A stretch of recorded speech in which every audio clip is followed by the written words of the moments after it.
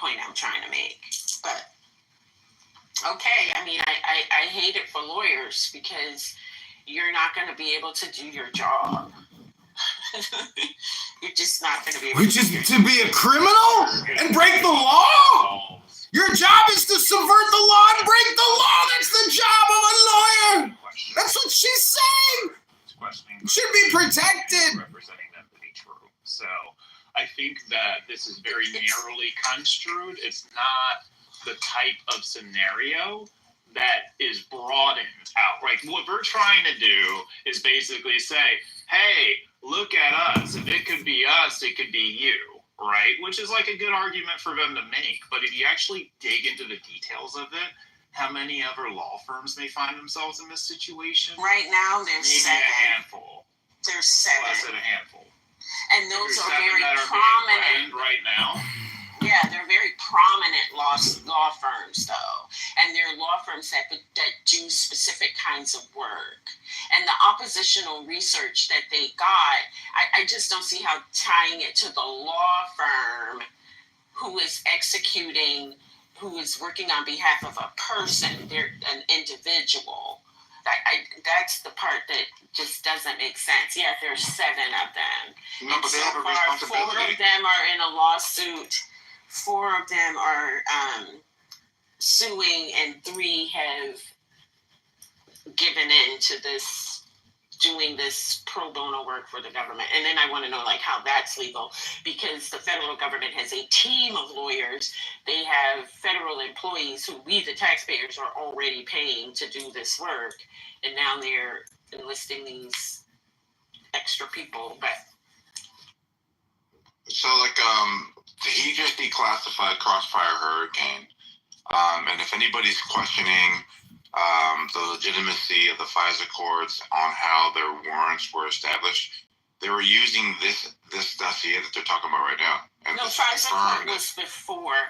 FISA court was before this. FISA court, I mean, the problems with let's go back to 2016. The problems with FISA court and questioning the legitimacy of FISA court preceded the Steele dossier, sir. No, I'm talking about the application that was renewed 4 times using the Steele dossier as their predicate, like as the reason, like as the probable cause. Right, but that's an invented history. The issues with the FISA court preceded that. What do you mean that's an invented history? Jane Comey literally. You just explained your piece, right? So she's trying to explain to you. No, I was just responding to him. Why? The concerns about the FISA court predate. It's not to say they didn't add this on, but the concerns about the FISA court predate the Steele dossier. They had to do really with the Patriot Act. That's really when most Americans even found out that the FISA court was a thing. So I'm not saying they didn't add on the Steele dossier stuff, but the Steele dossier is not the main point of objection about the FISA court. That's all my point. That was my only point. It also wasn't the only thing that they were relying on. Like, and to the extent that the Steele dossier was used, it also wasn't all wrong. So it's like, the idea that you can just say Steele dossier and therefore that means something nefarious happened was completely, unfair and untoward is just wrong. It's also possible for a law firm to put together information that is wrong. Like, that's not breaking the law. They also, in certain contexts, can put together information that is slanted. In fact, often that's what lawyers do. That's one of the reasons why a lot of people use lawyers, is to actually create documents that stretch the truth as far in your direction as possible.